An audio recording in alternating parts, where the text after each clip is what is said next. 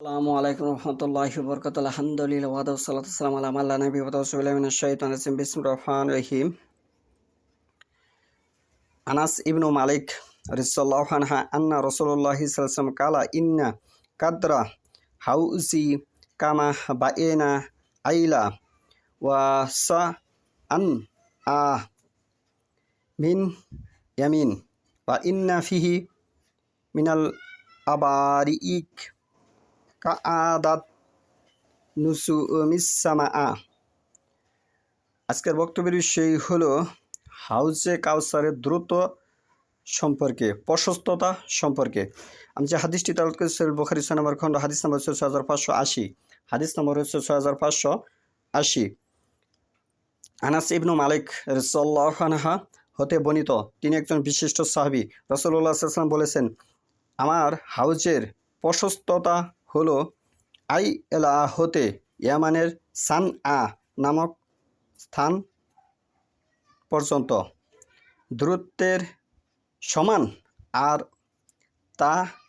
তার পানপাত্রগুলোর সংখ্যা আকাশের নক্ষত্র রাজির মতো। এখানে একটি দূরত্বর কথা বোঝানো হয়েছে। প্রশস্ততা বা ধরে নেন যে জান্নাত হাউজের কাউসারটা যে কত বড় হবে সেটির কথা বোঝানো হয়েছে। আইলা হতে ইয়ামানের সানআ নামক স্থান পর্যন্ত ধরে নেন এরকম দুইটি বাংলাদেশ, ধরে নেন উদাহরণস্বরূপ এরকম দুইটি বাংলাদেশ একত্র করলে যতটুকু লম্বা হবে হাউজে কাউসারের প্রশস্ততা ততটুক লম্বা হবে। হাদিস নম্বর হচ্ছে সহিহ বুখারীর ৬৫৮০ নম্বর হাদিস। হাদিস নম্বর হচ্ছে সহিহ বুখারীর ৫৮০ নম্বর হাদিস। সহিহ বুখারীর ৬৫৭৯ নম্বর হাদিসে আব্দুল্লাহ ইবনু আমর হচ্ছে উমর ইবনুল খাত্তাব রাদিয়াল্লাহু আনহুর ছেলে। আব্দুল্লাহ ইবনু আমর হচ্ছে উমর ইবনুল খাত্তাব রাদিয়াল্লাহু আনহুর ছেলে হতে বর্ণিত। তিনি বলেন, নবী সাল্লাম বলেছেন, আমার হাউজের প্রশস্ততা ১ মাসের পথের সমান। রাসূলুল্লাহ সাল্লাল্লাহু আলাইহি ওয়াসাল্লাম বলেছেন, আমার হাউজের প্রশস্ততা ১ মাসের পথের সমান।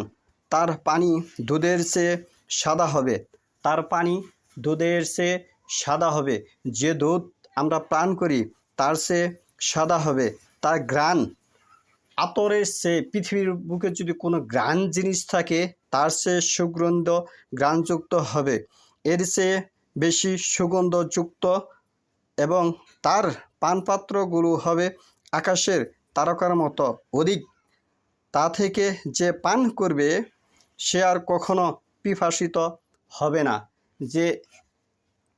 তা থেকে যে পান করবে সে আর কখনো পিপাসিত হবে না।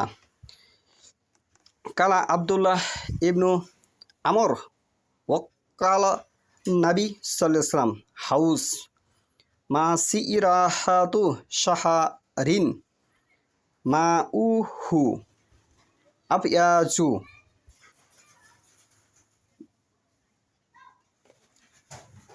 এখানে যে দুটি শব্দ আমি উচ্চারণ করেছি, দুটি শব্দের সাথে সারা পৃথিবীর মানুষ হাদিসে যেভাবে আছে, সাহাবীরা যেভাবে বলেছে, বর্তমান প্রেক্ষাপটে 1999 জন মানুষ সেভাবে বলে না।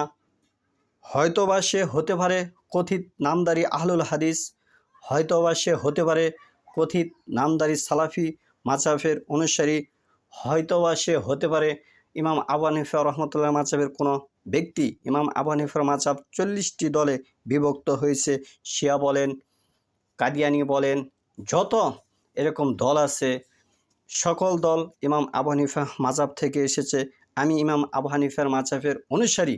আমি ইমাম আবু হানিফা রহমতুল্লাহকে শ্রদ্ধা করি, মানি। ইমাম আবু হানিফা রহমতুল্লাহ একটি কথা বলেছে, সহাল হাদিস ওফা মাযহাব, যেটি সহিহ হাদিস ওটি তার মাযহাব, যেটি সত্য কথা ওটি তার হক কথার পরিপন্থী।